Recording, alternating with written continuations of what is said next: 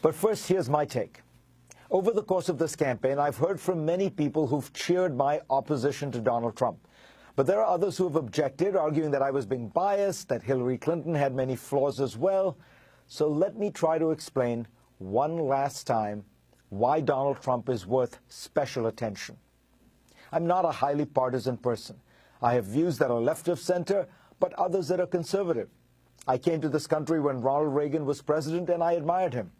I think well of many Republican politicians, including the last two GOP presidential nominees, John McCain and Mitt Romney, both of whom are honorable men and would have been good presidents.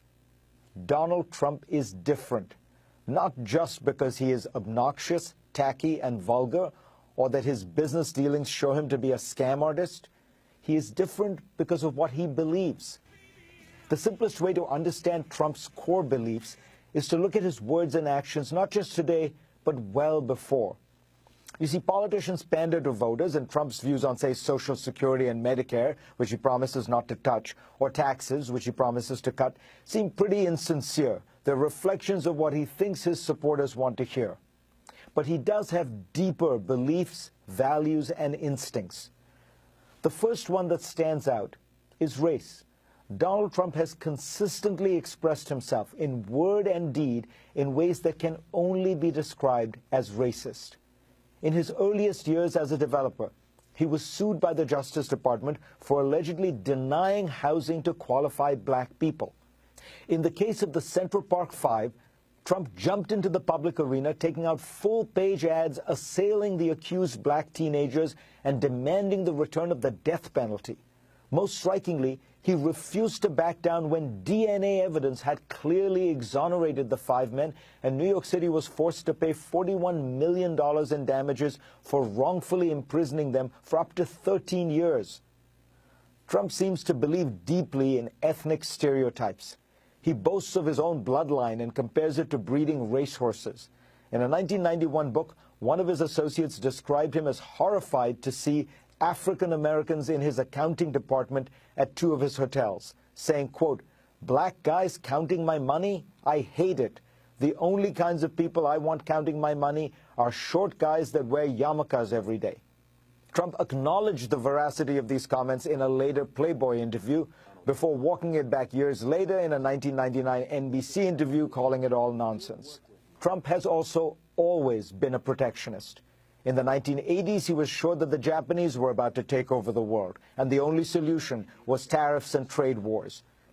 He doesn't seem to have noticed that the future he predicted never happened.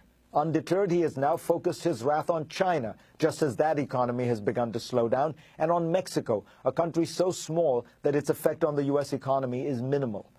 The common thread is that Trump is quick to tell Americans facing real economic hardship that they should blame their problems on foreigners.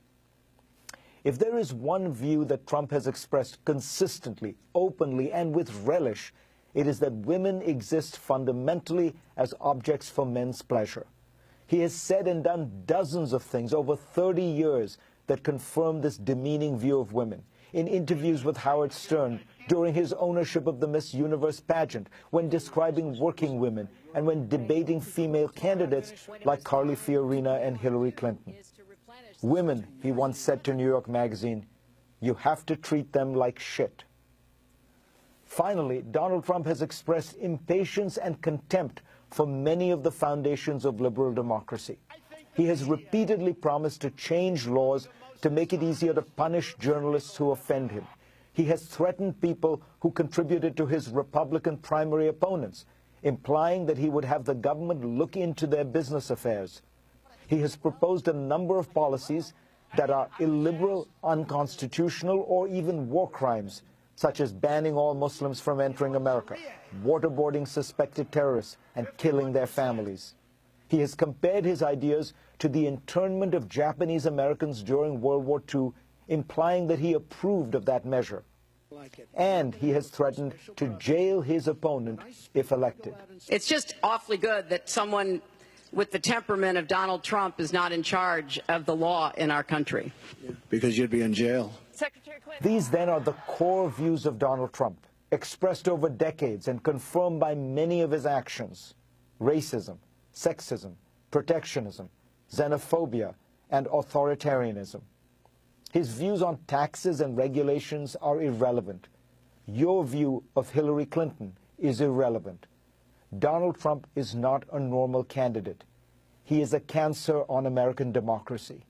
And that is why I will vote against him next Tuesday. For more, go to cnn.com/Fareed and read my Washington Post column this week.